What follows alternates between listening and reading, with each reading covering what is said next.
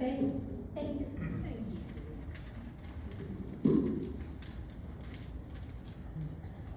I am one of those people who never washes my car. I mean, we live in the desert, there's no water, and honestly, I don't care if it's dirty. But we just got a brand new white electric car, and I was doing errands one morning, and I look at the car wash, there's no one there. I zip in, I order the works, and I'm sitting outside after the washing them, dry it off and finish it up. And there's this huge commotion around my car, like 12 people. So I walk over there and I say, hey, what's going on? And the guy says, you are not going to believe this. A squirrel ran up my leg and into your car. And I say, what? There are no squirrels in Tucson. And he points to my gas pedal. And behind the gas pedal is a fluffy tail. And then all these 12 people turn to me like, I don't know what to do. And I say, well, you got brooms and brushes, broom it out. So the doors are open, they start brooming and brushing it, and instead of going out any of the 4 open doors, it went into my steering wheel. Little tail sticking out. And so we kind of all stand there. And one of the guys says, well, why don't you drive it over to the air and the vacuum? We'll blow it out. I said, are you nuts? I'm getting in the car with the squirrel. And just then, one of the guys, who shall henceforth be known as Brave Sir Alex, he gets in the car and he drives it to the air and the vacuum place. And the rest of us were following behind. And so they start working on it. They're sucking, they're blowing, and even we had tweezers, a big pliers, and we pulled some of the hair out and off a little bit. It was not moving. And so between customers, Brave Sir Alex and his friends kept working on it, no luck. So after about an hour and a half, I realized I probably have to escalate things. Not only because I'm supposed to go on a trip in 24 hours, and I know I cannot take a trip when there's a squirrel in my car. But these guys, as much as they're trying, we're not having any luck. So I start calling and Googling squirrel removal. And my search was so funny. It's people who ate squirrels and getting squirrels out of tight places. And I want to tell you this. This squirrel removal industry is probably the biggest, shadiest, shysterous industry on planet Earth. Okay, the first person I called, she says, where are you? And I said, I'm in Tucson at this corner. And she said, we have people there. And I said, where are you? And she says, Omaha.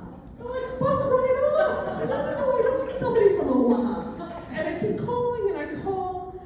And I call another guy. He's like, well, I'm an hour and a half away. I'm not coming. I'm like, are there that many squirrels stuck in Tucson that he can just give my money? I don't understand what's happening. And I finally get a hold of Jeff.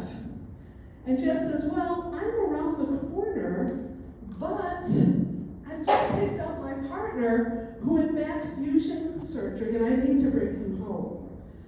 And then 2 minutes later, Jeff drives up with a cadaver in the front seat. I am not kidding. This guy was stem to stern bandaged. He was sitting there.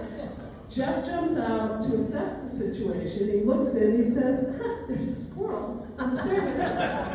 Thank you. And he says, well, I have to bring my partner home. I have to pick up a trap. I'll be back in about an hour and a half. And so, again, the guys, Brave Sir Alex and the whole group, they are, working on it. They've bought screwdrivers now. Nothing.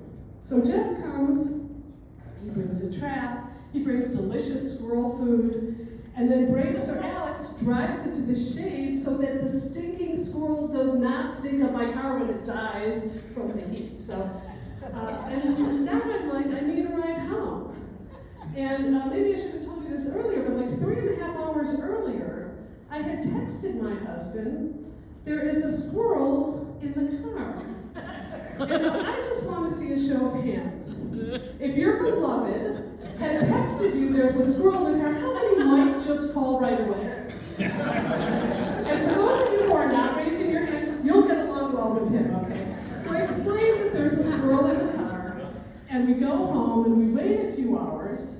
He has an errand to run. He's like, I'm gonna check and see if we've caught a Rocky squirrel. So he goes to the car wash, he opens the door, peeks in the trap, no squirrel. Brave Sir Alex opens the other door, and whoosh, out goes the squirrel, woohoo! So my husband turns on the car to move it, and every light known to car kind is on my new, brand new, 4-month-old electric vehicle. Things you've never seen, like urgent, do not drive.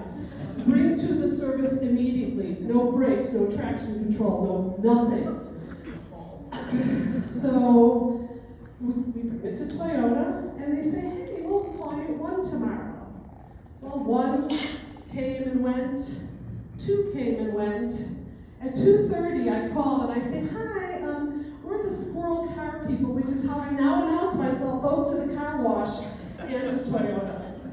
And the first thing the rep says is, you're probably gonna wanna make a claim. And he goes on to tell me, for all of you gearheads, that the squirrel was not in my steering wheel, it was in the harness. The place where the wires from the engine all go through to everything else. And he chewed through a wire, and you can't just replace a wire. He said it's probably gonna be between $13,000 and $15,000. Okay. So I call my insurance agent. She's in Illinois, and I say, I have a squirrely tail. And she goes, ooh, that's going to be expensive. Now, I want to tell you this. I'm from Illinois, and Illinois has more squirrels per square inch than anywhere on the planet. We left our doors open, we tailgated, nary a squirrel. And in fact, this agent, in her 30 years, had only had one other squirrely claim. So she goes, go ahead, call the claims people. So I call the claims person, and I give him my VIN, my policy number, and he goes, no,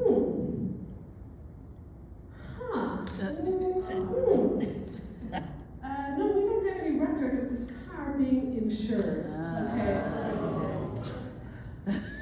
Every vein on my husband's neck was sticking out, okay, because he happens to be an attorney, and we know how companies are when they have to pay money. If every I isn't dotted and T crossed, you're not getting any money.